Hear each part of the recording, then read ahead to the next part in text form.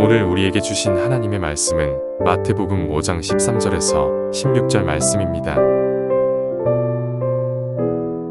너희는 세상의 소금이니 소금이 만일 그 맛을 잃으면 무엇으로 짜게 하리요? 후에는 아무 쓸데없어 다만 밖에 버려져 사람에게 밟힐 뿐이니라.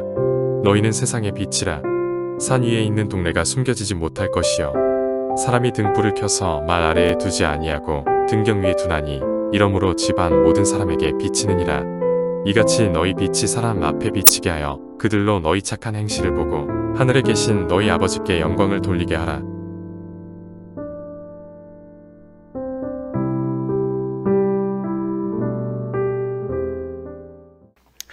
자, 우리가 제자도를 보고 있습니다. 예수님께서 제자들을 부르신 이유는 제자들을 당신의 영광에 참여시키기 위해서 불러주셨고, 예수님께서 이렇게 부르실 때 제자들은 순종하면서 대가를 지불했습니다. 대가를 지불한 제자들, 배와 그물을 버려두고 아버지를 버려둔 제자들에게 예수님께서 이제 입을 여시는데, 무리가 아닌 제자들이 나옴에 비로소 예수님께서 입을 여셨습니다. 부르심과 그 부르심에 순종한 자들에게만 일어나는 하나님의 말씀의 역사, 여러분, 이것이 우리 믿음의 일이고, 우리 예수님께서 우리를 부르셔서 오늘 또 여러분들 제자들이 예수님 앞에 나옴에 예수님께서 입을 여심으로 하나님 나라의 복음과 그 비밀을 우리에게 전해주시고 나누어 주실 줄로 믿습니다. 그렇다면 왜 우리 예수님께서는 이렇게까지 제자들에게 집착하고 애착을 보이시는 걸까요? 이게 우리가 함께 오늘 나누려고 하는 말씀의 핵심 메시지입니다. 예수님께서는 도대체 우리의 어떤 모습을 보고 이렇게까지 애착을 보이실까?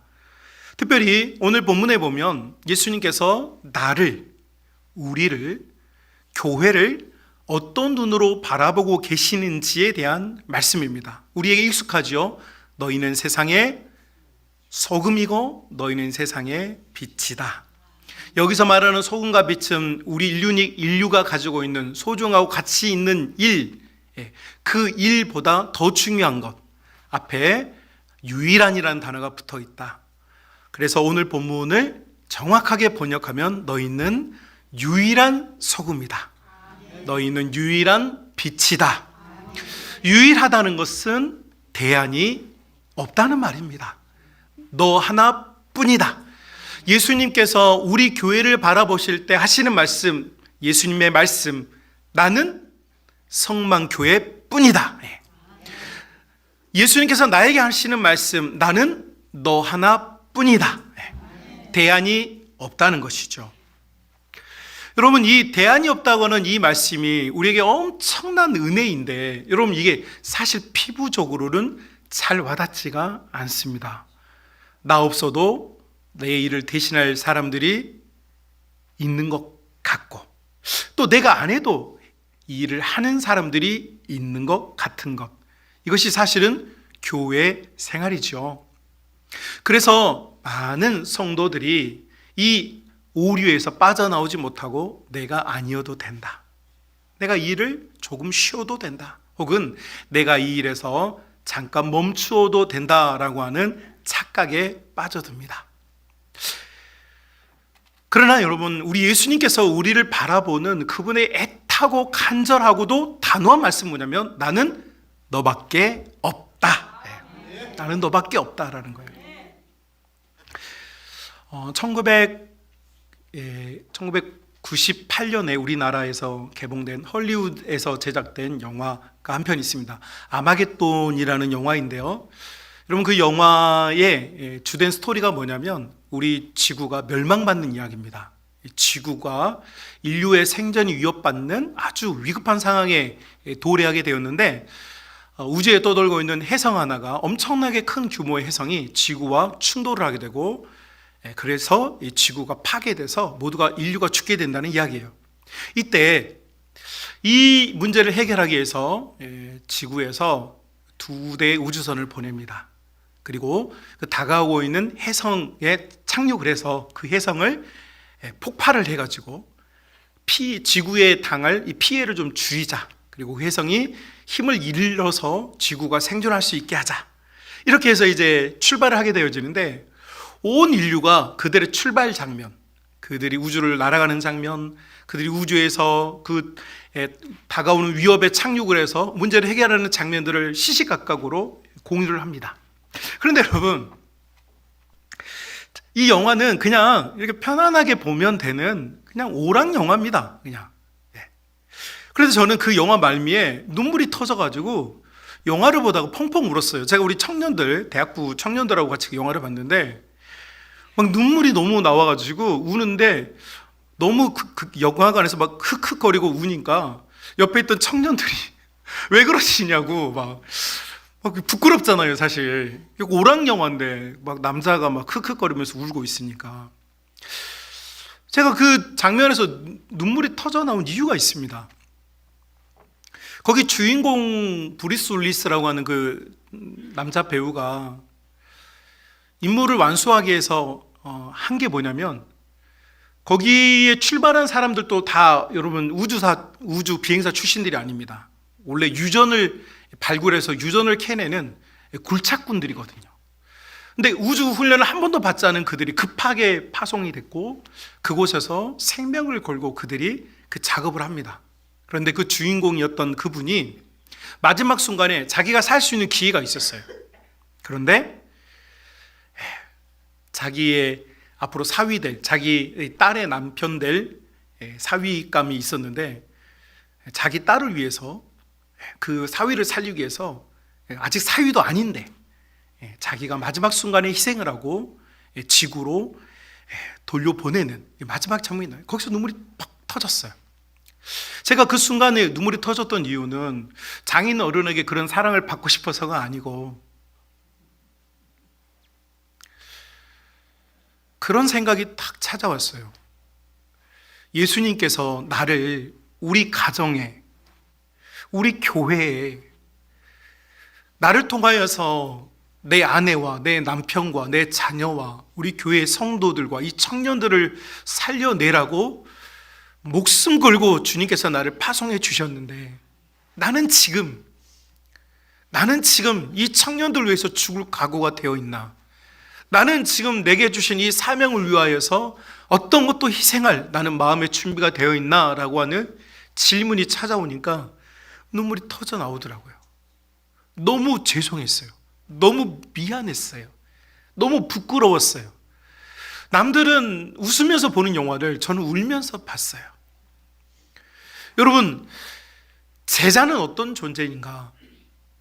예수님께서 이 땅 위에 몇 명 불러서 내가 너를 좀 예뻐해 줄게, 내가 좀 너희가 잘 살 수 있게 해줄게, 이런 존재가 아니라는 것이죠. 예수님께서 제자를 부르신 이유는 제자에게 가치를 두었기 때문입니다. 그 제자의 가치는 대안이 없는 유일한 존재라는 거예요. 여러분 남편에게 여러분이 유일한 부인입니다. 여러분 아내에게 여러분은요 유일한 남편입니다. 여러분 자녀들에게 여러분은요 유일한 아버지입니다. 대안이 없는 것입니다. 지금 우리가 사는 삶이, 우리가 살아가야 될 내 인생에, 내가 섬기고 있는 교회에 다른 대안은 없습니다. 예수님께서는 나에게 이 교회를 살리고 나에게 우리 가정을 살리라고 나를 보내주셨고, 나를 당신의 제자로 부르셔서 나에게 가치를 부여했다는 이 사실을 우리 주님께서 선포하고 계십니다. 그러므로 우리의 가치는 내가 스스로 먹인 가치가 아닙니다. 나는 빛, 나는 소금, 나는 그런 존재가 아니에요. 주님께서 나를 보실 때 그렇게 보셨다는 거예요. 그런데 여러분, 우리가 제자들의 면모를 알고 있습니다. 12명의 제자들 중에 당시에 예루살렘 출신 혹은 주도권을 가지고 있는 그런 사람 없었습니다. 소외되거나 무시받거나 국가를 배신한 매국노 출신들이 있었을 뿐이에요. 그런데 예수님께서는 도대체 그들의 무엇을 보고 이렇게 엄청난 메시지, 엄청난 가치를 두시는 걸까? 아니, 예수님은 나에게 어떤 가치를 발견하셨길래 예수님은 나를 위해 죽으셨고 나를 당신의 자녀라고 이렇게 말씀해 주시는 걸까? 나에게 그럴 만한 가치가 있는가? 여러분은 몇 점짜리 신앙생활하고 계십니까? 여러분 스스로 내가 주님께 내가 몇 점 정도의 신앙생활을 하고 있는가 한번 여러분 신앙 양심에게 한번 물어보셨으면 좋겠어요. 제가 일부 예배 때 이렇게 물어봤더니 우리 청년 이상민 청년만 50점 이렇게 하고 나머지는 다 그 이하라고 이렇게 이야기를 하더라고요. 그러니까 우리 교회는요 50점 맞은 청년 하나 있고 나머지는 다 일부 예배 기준입니다. 없는 거예요. 여러분은 스스로 몇 점이라고 생각하십니까? 정말로 예수님께서 나 같은 사람에게 기대시고 나 같은 사람에게 뭔가를 맡길 만한 그런 역량, 그런 내면, 그런 가치, 그런 실력이 우리에게 있느냐라고 여러분 나 자신이 나에게 물어보면요 그럴 만한 가치가 없는 것 같아요. 여러분 우리나라의 목사님들이 다 부름받아 버리고 아무도 없고 이 땅 위에 목회자 한 명을 남겨야 된다면 이춘열 목사를 남겨두겠다. 전 부끄러워서요 얼굴 못 듭니다. 뭐 말도 안 되는 말씀이고요. 실력 있고 영성이 있고 착하고 친실한 목회자 너무 많아요. 그런데 예수님께서 저에게 하시는 말씀이 나는 너에게 맡긴다라는 거예요. 여러분 이해가 안 되는 거예요. 이해가 이게 받아들일 수 있느냐는 거죠. 제가 질문 하나 해보겠습니다. 여러분 중에 혹시 아빠 되는 교육 받아보신 적 있습니까? 아빠 되기 전에 혹시 엄마 되기 전에 엄마 교육 받아본 적 있으세요? 혹은 여러분도 누군가의 자녀로 자라셨을 텐데 내가 자녀로서 어떻게 살아야 하는지 여러분 부모님께 어떻게 해야 되는지 교육 받아본 적 있으십니까? 여러분의 남편과 아내에게 여러분 배우자에게 내가 어떻게 삶을 살아야 되는지 배워본 적이 있으십니까? 여러분 우리 인생을 가만히 들여다보면 우리는 그런 경험이 없어요. 그냥 살고 있어요. 저는 한 번도 시청해 본 적이 없는데 우리나라 지금 나오는 공중파 방송 중에 오은영 박사님이라는 분의 이름을 제가 기사에서 자꾸 보게 됩니다. 그래서 제가 좀 그분을 찾아봤더니 지금 이 한국 사회에 아주 의미 있는 역할을 하고 있다라고 제가 이제 보게 되었습니다.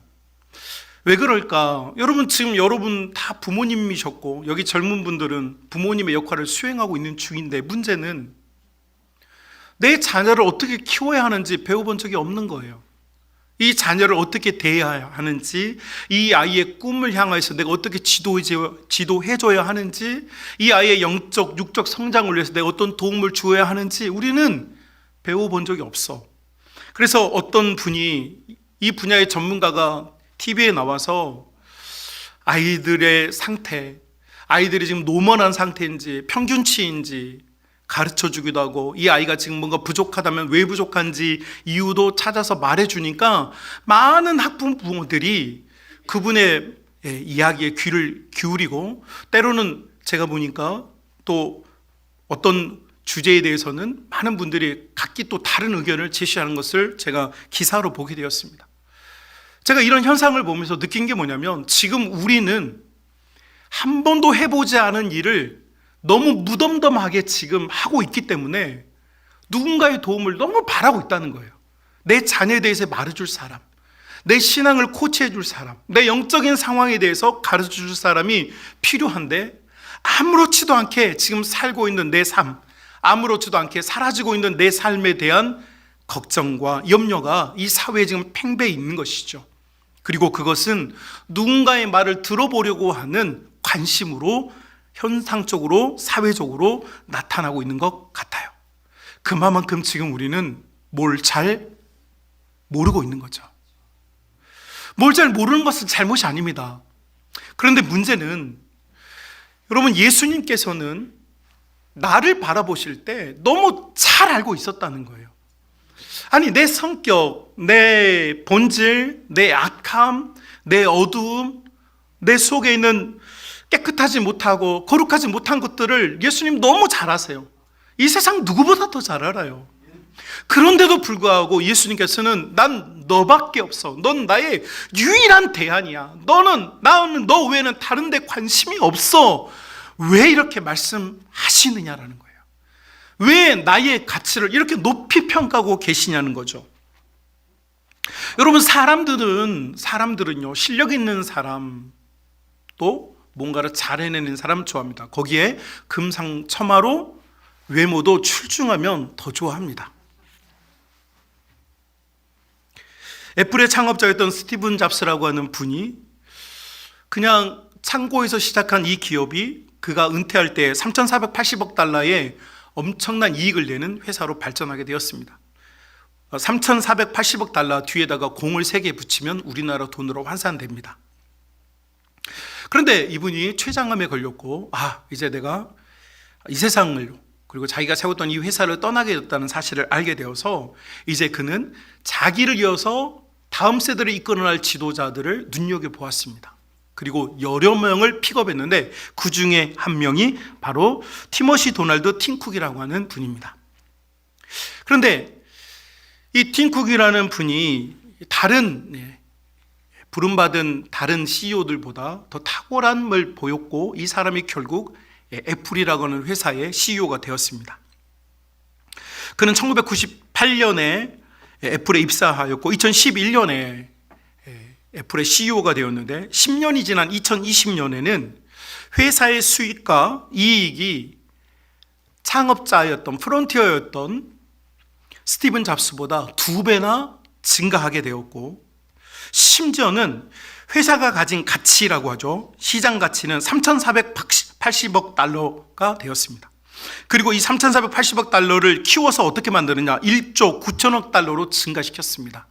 1조 9천억 달러는 여러분, 우리 인류가 만들어진 이유, 이 지구에 인류가 살고 인류가 기업을 만들고 회사를 만든 이후에 어떤 기업이 1조 달러를 넘은 최초의 기업이 애플입니다. 기업의 가치가 1,000조가 넘은 거죠. 최초의 회사입니다. 이걸 만든 사람이 바로 팀 쿡이라고 하는 CEO입니다. 사장님이에요. 자, 여러분, 스티븐 잡스는 자기의 회사가, 자기가 평생을 일구었던 그 회사가 누군가에 의해서 더 발전하기를 원했어요. 그래서 똑똑하고 스마트하고 비즈니스도 잘하고 사람들과 소통도 잘하고 젠틀한 사람을 픽을 했고, 결과적으로 그 사람은 정말로 그런 성과를 내었습니다. 포춘지가 선정한 21세기 가장 영향력 있는 지도자 중에 한 사람으로 선정되기도 했습니다. 여러분, 사람들은 있잖아요, 정말 잘할 수 있는 사람을 원합니다.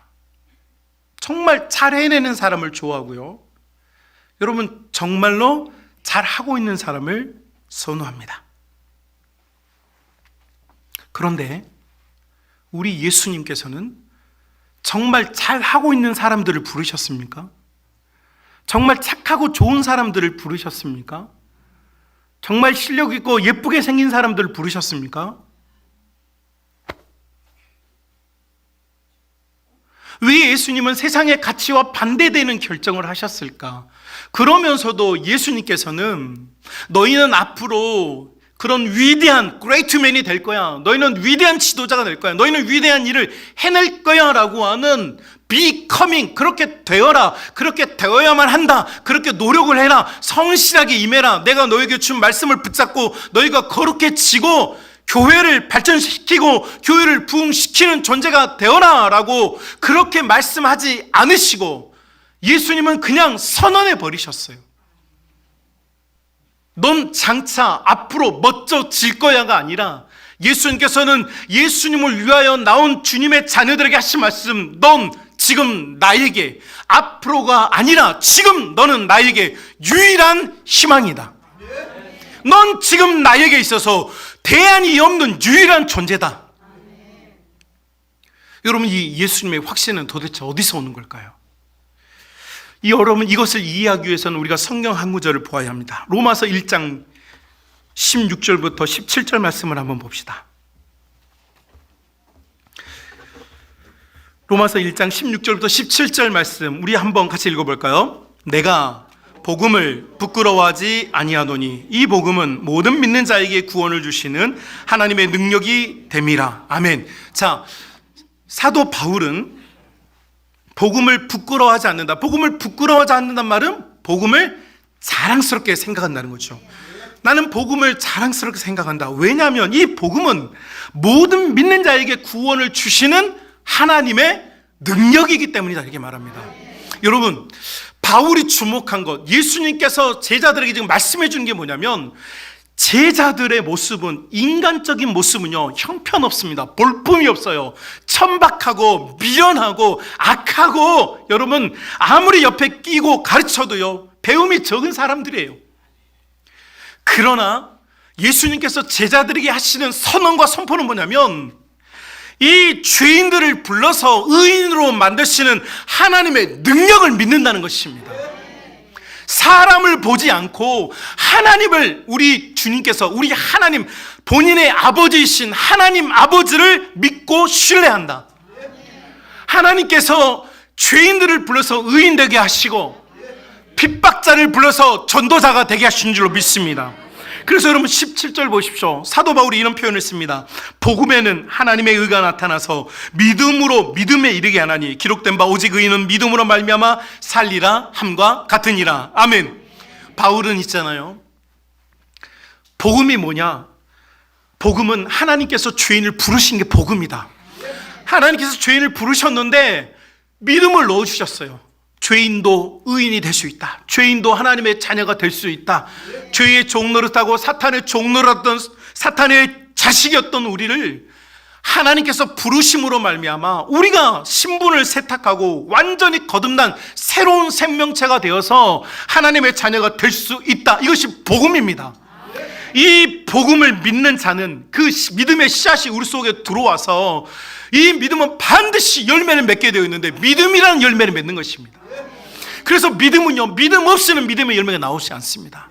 우리 하나님께서 죄인인 우리에게 믿음이라는 열매를 주셨고, 그것이 씨드가 되어지고 씨앗이 되어져서 여러분 우리 인생과 삶에 지금 하나님을 예배하는 자들로 변화되었고, 하나님 없이 슬펐던 인생들이 변화되어 기쁨의 노래를, 찬송을 부르는 하나님 백성의 무리가 된 줄로 믿습니다. 이것이 우리 예수님께서 제자들에게 하시는 선언의 핵심입니다. 우리가 어떤 역할을 하느냐에 예수님 주목한 게 아닙니다. 우리 예수님의 모든 관심은 이 땅 가운데 자신을 보내주신 하나님을 믿는 믿음입니다. 이것이 복음이고요. 예수님은요, 하나님을 의지해요. 내 아버지를 믿어요. 우리 아버지가 누군가를 부르셨다면 그는 반드시 죄인이 변하여 의인이 된다는 것을 믿는 것입니다. 그러니까 우리 같은 죄인들을 향하여서 나는 다른 대안이 없어. 나는 너의 남편을 너에게 맡겼고, 나는 너의 아내를 너에게 맡겼다. 너의 자녀들을 내가 너에게 맡겼다. 왜냐하면 너는 내가 불렀기 때문이다. 여러분, 이것을 증명해주는 한 사건이 성경에 나옵니다. 여러분, 누가복음 한번 보실까요? 누가복음 여러분 18장에 보면 25절부터 볼까요? 누가복음 18장 25절 보면 이런 말씀이 있습니다. 우리가 함께 읽어볼까요? 낙타가 바늘기로 들어가는 것이 부자가 하나님 나라에 들어간 것보다 쉬우니라. 한 부자가 예수님께 찾아왔고 자기가 어떻게 천국문을 통과할 수 있을지 물었습니다. 너의 모든 것을, 가진 것을 팔아 사람들에게 주어라 했는데, 이 부자는 그럴 수가 없었어요. 포기되지 않는 게 있어요. 여러분, 이 사람이 그 마음속에 포기를 못한 이유는 뭘까요? 초대교회에 120여 명의 성도들이 40일 동안 밤마다 모여 기도할 때 성령께서 임하셨고, 성령께서 임하실 때에 무슨 일이 일어납니까? 여러분, 그곳에서 부가 충만한 자들이 가난한 분들을 위하여서 자신의 부를 과감하게 포기해버려요. 왜일까요? 여러분, 똑같은 부자인데 어떤 부자는요 자기 것을 놓지 못하는 부자가 있고요, 어떤 부자는요 자기 것을 놔버리는 부자가 있어요. 차이가 뭡니까? 성령 하나님께서 그 사람 속에 들어가느냐 들어가지 않느냐예요. 성령 하나님은 누구에게 들어갈까요, 여러분? 하나님의 부르심이 있는 자들이에요. 하나님께서 부르신 자들이라고요. 제가 광화문에서 수많은 관광객과 여러분 서울 수도 혹은 여러분 광화문 지역을 구경하기 위해서 찾아오는 수많은 외국인들과 우리 한국인 관광객들에게 수많은 외국어로 그들에게 사복음을 전하고 브릿지를 전해요.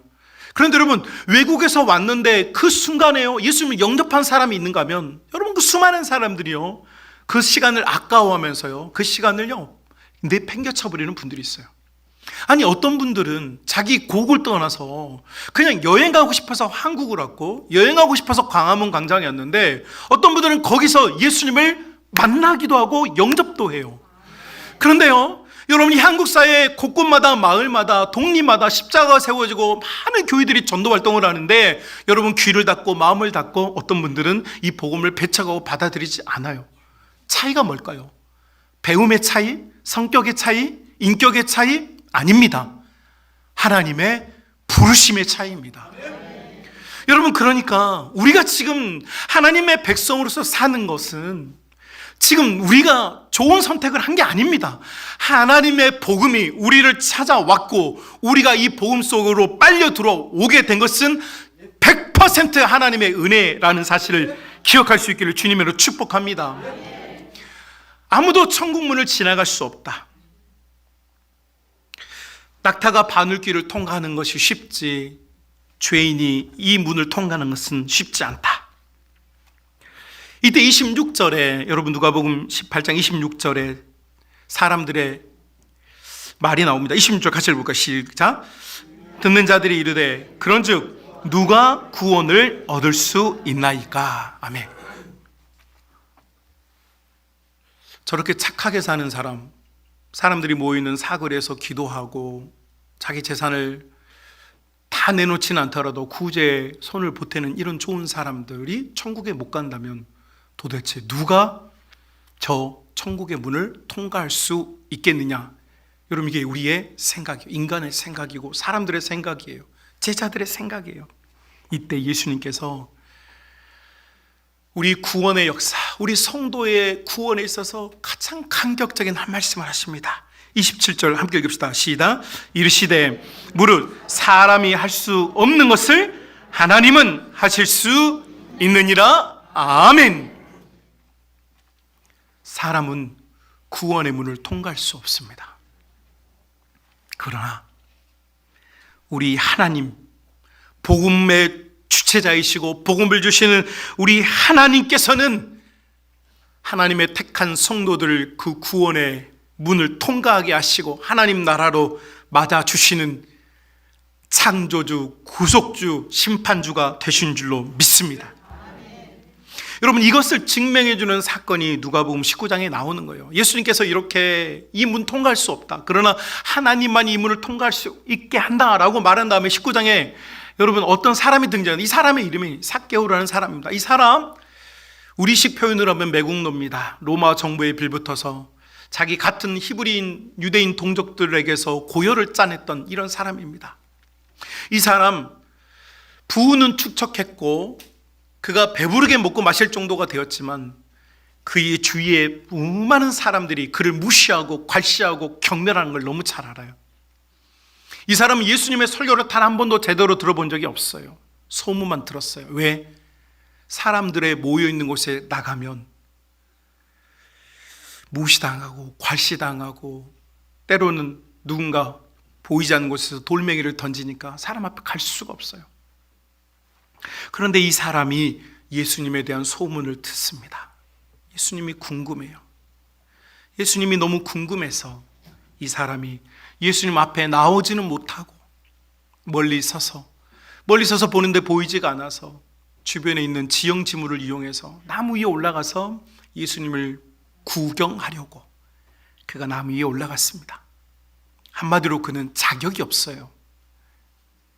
죄인 중에, 당시 사람들 중에 가장 큰 죄인이었어요.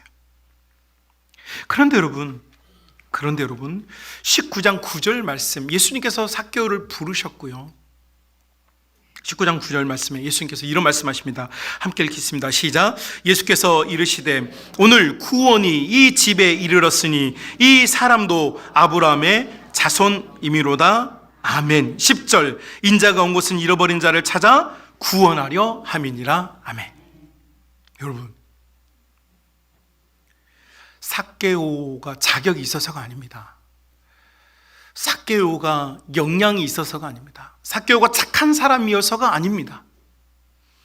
하나님의 복음은 하나님의 주권 아래 선택한 자들에게 복음을 주시고 그 복음이 믿음이 되어서 죄인이 변하여 의인이 되게 하시고 핍박자가 변하여 전도자가 되게 하시는 이 역사가 하나님 손에 있다는 사실을 우리가 믿을 수 있기를 주님으로 축복합니다. 그래서 우리 예수님께서는요, 제자들에게 말씀하실 때 나는 너에게 가치를 두는데 어떤 가치냐? 너는 유일한 나의 빛이고 너는 나의 유일한 소금이고 너는 나의 유일한 검이고 너는 나의 유일한 불이다. 누구도 대신해 줄 수 없는 너는 나의 유일한 것이다 라고 말씀하고 있습니다.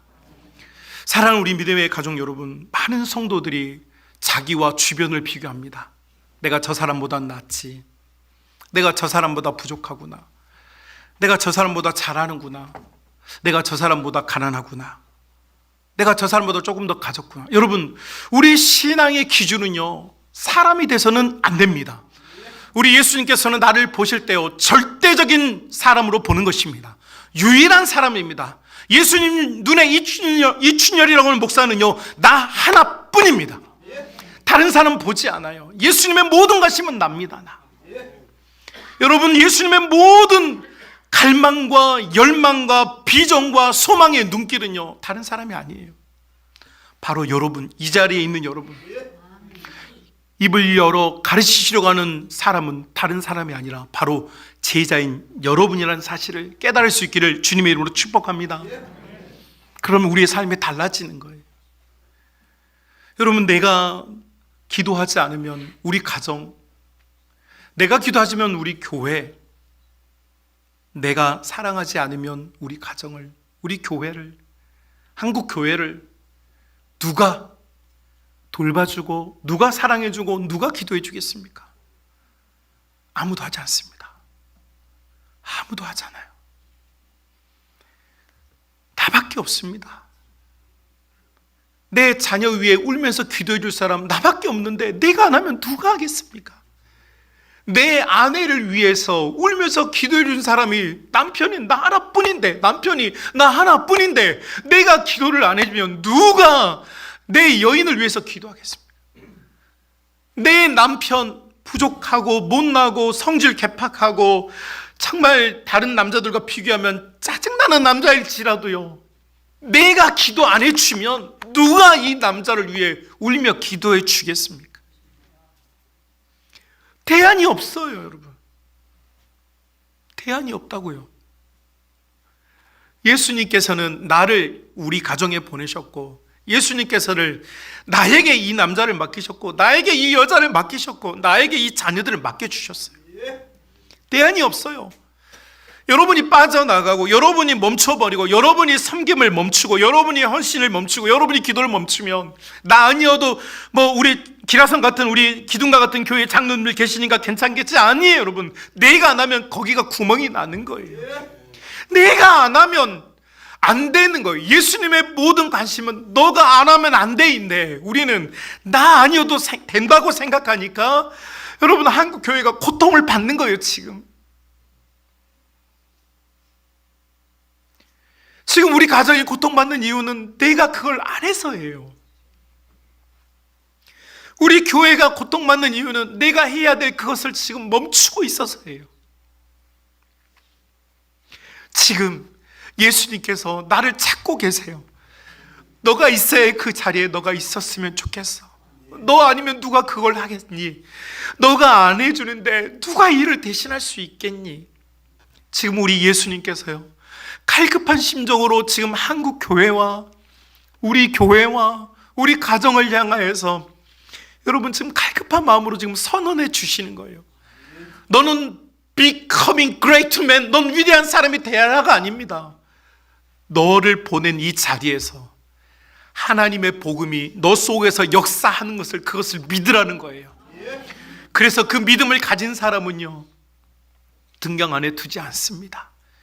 예수님께서 그 사람의 빛으로 그 가족을 비추게 하고요, 그 사람의 빛으로 그 교회를 비추게 하고요, 그 교회의 빛으로 그 지역사회를 비추게 하고요, 우리 한국교회가 빛을 내기 시작하면요, 저 죽어가고 희망을 잃어버리고 좌절하고 있는 모든 사람들과 젊은이 세대들과 다가오는 다음 세대들에게 분명한 희망이 될 줄로 믿습니다.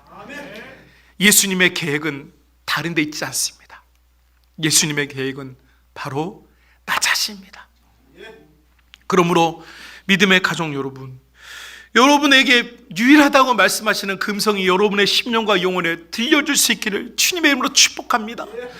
여러분의 가슴 속에 예수님께서 나를 너무너무 갈급하게 찾고 계시다는 그 간절한 마음이 예수님의 마음과 닿아져서 여러분이 그 간절한 음성 앞에 순종하고 그 말씀이 여러분을 살려내고 그 말씀으로 말미암아 여러분의 심령과 영혼이 소생함을 얻고 여러분에게 맡긴 그 역할을 수행해낼 수 있는 비전의 사람들, 은혜의 사람들, 성공의 사람들 다 될 수 있기를 주님의 이름으로 축복합니다.